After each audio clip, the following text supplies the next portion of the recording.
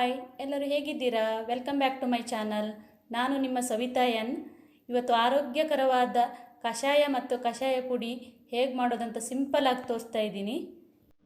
ಕಷಾಯ ಪುಡಿ ಮಾಡಲು ಈಗ ದೊಡ್ಡ ಕಪ್ಪಲ್ಲಿ 1 ಕಪ್ ಧನಿಯಾ ತೊಗೊಂಡಿದ್ದೀನಿ, ಒಂದು ಚಿಕ್ಕ ಕಪ್ಪಲ್ಲಿ ಅರ್ಧ ಜೀರಿಗೆ ತೊಗೊಂಡಿದ್ದೀನಿ, ಸ್ವಲ್ಪ ಒಣಶುಂಠಿ ತೊಗೊಂಡಿದ್ದೀನಿ, ಅರ್ಧ ಸ್ಪೂನ್ ಕಾಳುಮೆಣಸು ತೊಗೊಂಡಿದ್ದೀನಿ, ಅರ್ಧ ಸ್ಪೂನ್ ಮೆಂತ್ಯ ತೊಗೊಂಡಿದ್ದೀನಿ. ಈಗ ಇದನ್ನೆಲ್ಲ ಫ್ರೈ ಮಾಡ್ಕೊತಾ ಇದ್ದೀನಿ. ಈಗ ಒಂದು ಕಡಾಯಿ ಇಟ್ಕೊಂಡಿದ್ದೀನಿ, ಇದನ್ನು ಲೋ ಫ್ಲೇಮಲ್ಲೇ ಹುರಿಬೇಕಿದೆ. ಈಗ ಧನಿಯಾ ಹಾಕ್ತಾ ಇದ್ದೀನಿ. ಈಗ ಜೀರಿಗೆ ಹಾಕ್ಕೊತಾ ಇದ್ದೀನಿ. ಬ್ರೌನ್ ಬರೋ ತನಕ ಹುರಿಬೇಕು.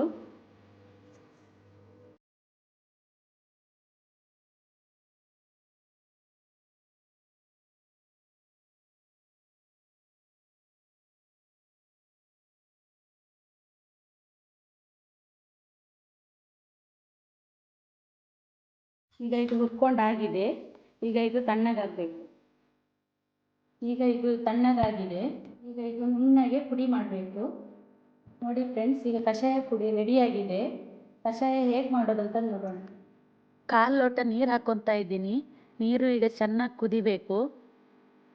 ಈಗ 1 ಸ್ಪೂನ್ ಕಷಾಯದ ಪುಡಿ ಸೇರಿಸ್ತಾ ಇದ್ದೀನಿ.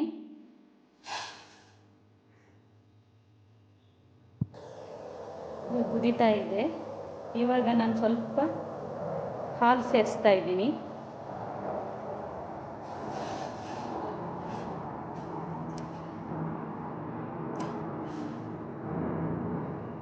ಚೆನ್ನಾಗಿ ಕುದಿಬೇಕು. ಹಾಲು ಬೇಡ ಅನ್ನೋರು ನೀರಲ್ಲೂ ಮಾಡ್ಕೋಬೋದು. ತುಂಬ ಚೆನ್ನಾಗಿರುತ್ತೆ ಇದು. ದೊಡ್ಡವರು ಚಿಕ್ಕವರು ಎಲ್ಲರೂ ಕುಡಿಬೋದು.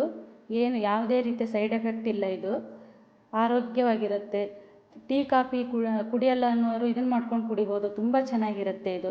ಒಂದ್ಸಲ ನೀವು ಟ್ರೈ ಮಾಡಿ, ತುಂಬ ಚೆನ್ನಾಗಿರುತ್ತೆ. ನಾನೀಗ ಕೊನೆಯಲ್ಲಿ ಬೆಲ್ಲ ಸೇರಿಸ್ತಾ ಇದ್ದೀನಿ.